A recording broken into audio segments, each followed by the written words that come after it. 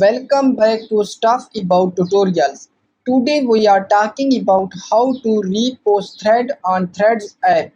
Why would you want to know how to repost thread on Threads app? Well, maybe it is your first time using Threads and not sure how to repost thread on Threads app. So today I am going to show you how to repost thread on Threads app. Check video description and I will try to leave the written instructions.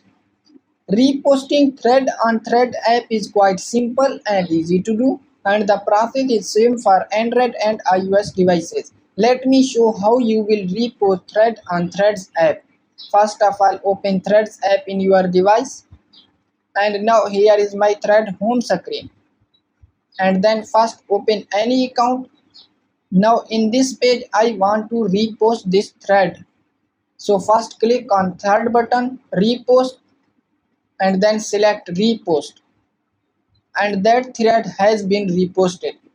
You can check this thread in your profile and it shows that you reposted.